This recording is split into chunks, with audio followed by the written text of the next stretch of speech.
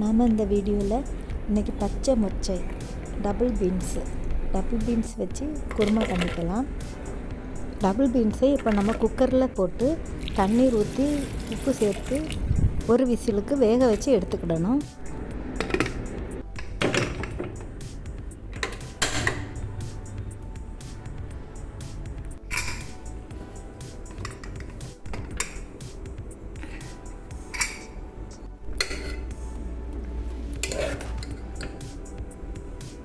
குருமா செய்வதற்கு 2 வெங்காயம், 2 தக்காளி, 1 பச்சை மிளகாய் நறுக்கி வச்சுக்கோங்க. 1/2 கப் தேங்காய், 1 ஸ்பூன் பெருஞ்சீரகம் தண்ணி விட்டு நல்லா அரைச்சி எடுத்துக்கிடுங்க.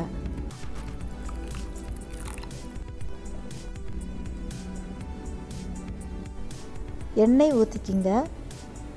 இந்த எண்ணெயில் இப்போ நம்ம வெங்காயம், தக்காளி, பச்சை மிளகாய், முந்திரி பருப்பு இதெல்லாம் போட்டு வதக்கி ஆற வச்சு மிக்ஸி ஜாரில் நம்ம அரைச்சி எடுத்துக்கிடணும்.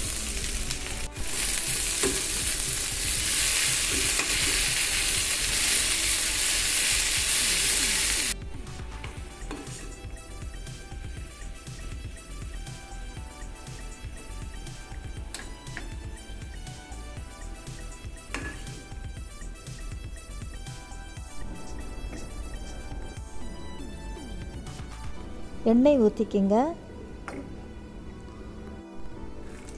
பட்டை, கிராம்பு, ஏலக்காய், பிரியாணி இலை தாளிச்சிக்கிங்க. இதில் நறுக்கிய சின்ன வெங்காயம் ஒரு 5 சின்ன வெங்காயத்தை பொடிசாக வெட்டி இதை வதக்கிக்கிட்டால் நல்லா ருசியாக இருக்கும். குருமாவுக்கு சின்ன வெங்காயம் ருசி சேர்க்கும். இஞ்சி பூண்டு விழுது போட்டுக்குங்க. வேக வச்ச டபுள் பீன்ஸையும் போட்டுக்குங்க. டபுள் பீன்ஸு ஒரு விசிலுக்கு வெந்துவிடும் சீக்கிரமாகவே. ஏன்னா இது பச்சை பீன்ஸு, அதனால் சீக்கிரம் வெந்துடும். 1 ஸ்பூன் மல்லித்தூள் சேர்த்துக்குங்க. மஞ்சள் தூள் சேர்த்துக்குங்க. மிளகாய் தூள் சேர்த்துக்குங்க. மிளகாய்த்தூள் காஷ்மீரி மிளகாய்த்தூள் சேர்த்துக்குங்க.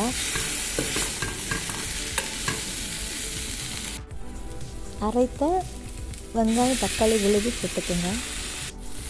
குருமாவுக்கு தேவையான அளவு தண்ணி சேர்த்துக்குங்க.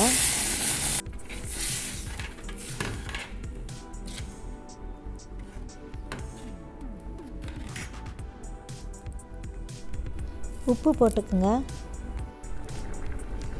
தேங்காய் விழுது, தேங்காய் பெருஞ்சீரகம் சேர்த்து அரைச்ச தேங்காய் விழுது சேர்த்துக்குங்க.